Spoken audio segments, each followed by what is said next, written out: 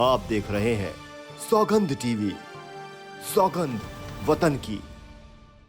ये जो मेवात की घटना है बहुत ही निंदनीय घटना है और मंदिरों में भी लोग सुरक्षित नहीं है। ये समाज कब जागृत होगा, मेरी तो ये समझ में नहीं आ रही। ये दंगे कौन भड़का रहा है जिनको लगता है कि हम सत्ता में आने वाले नहीं है। नमस्कार, आप देख रहे हैं सौगंध टीवी और मैं हूं आपके साथ राधिका शर्मा। जिस तरह से मेवात में आगजनी हुई है, राष्ट्रीय संपत्ति का जो नुकसान हुआ है, जनजीवन अस्त व्यस्त हुआ है, वहीं पे अब हिंदू शेरनी बहनों का बयान आ रहा है कि हरिद्वार से गंगा जल लाके खंडित मंदिर का अभिषेक करना होगा हिंदू भाइयों को।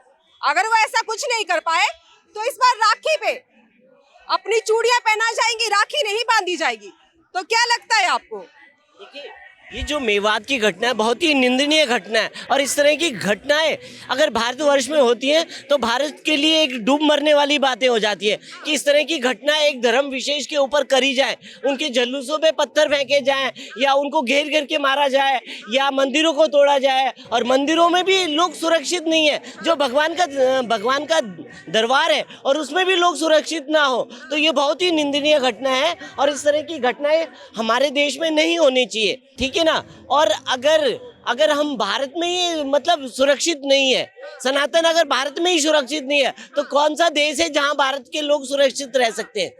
वहीं अगर बात की जाए, हिंदू शेरनियों ने एक और बयान दिया है कि जो अभिषेक की उन्होंने बात की है, हरिद्वार से गंगा जल लाके खंडित मंदिर का अभिषेक करके उसे पुनः स्थापित करने की बात उन्होंने की है। उन्होंने बोला जो सरकार साथ नहीं देगी उसका बहिष्कार किया जाएगा। बिल्कुल, कहां तक सही?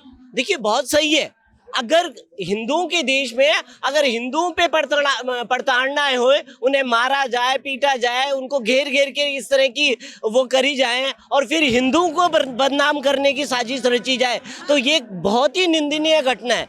इस तरह की घटनाएं अगर हमारे देश में होती है तो मैं मोदी जी से रिक्वेस्ट करूंगा कि वो इस तरह के, मोदी जी हो चाहे अमित शाह जी हो, इस तरह की घटनाओं पर रोक लगाएं और जो भी अगर इसके लिए अपराधी हो ना, उसको कठोर से कठोर दंड मिलना चाहिए, ठीक है ना।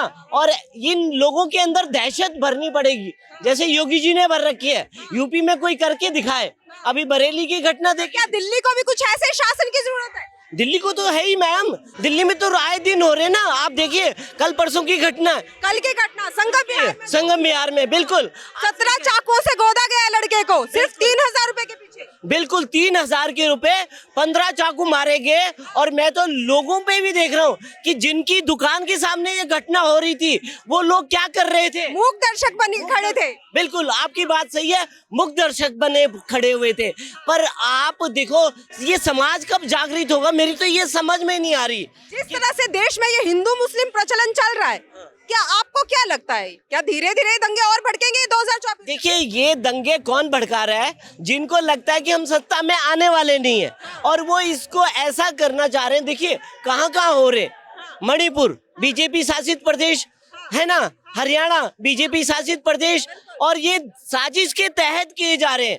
अब देखिए ना प्लानिंग, और यहाँ पे मैं गवर्नमेंट का भी फेल्यूर मानूंगा, हरियाणा गवर्नमेंट का फेल्यूर है। हरियाणा गवर्नमेंट का कहना है कि हमें नहीं बताया गया था कितनी संख्या में आने वाले हैं, जो धार्मिक जत्था है कितनी संख्या में आने वाला है, उस हिसाब से हम सुरक्षा नहीं करते। देखिए कितनी गलत बात है कि हर साल उनके यहाँ वो पद यात्रा होती है और धार्मिक यात्रा निकलती है और धार्मिक यात्रा का उन्हें आकलन नहीं है, तो इसका मतलब तो फेल्यूर है उनका गवर्नमेंट का। और गवर्नमेंट कर क्या रही थी उस समय, बीजेपी कराती है। देखिए, और उनको ये लगता है, वहाँ जो हरियाणा की गवर्नमेंट है, गवर्नमेंट का कहना है कि हमें ऐसा नहीं पता था कि कुछ ऐसा गुट आ जाएगा, पथराव होगा, आगजनी होगी और राष्ट्रीय संपत्ति को नुकसान होगा। देखिए मैं कहता हूँ मैम, जब एसएचओ साहब छुट्टी पे क्यों गए?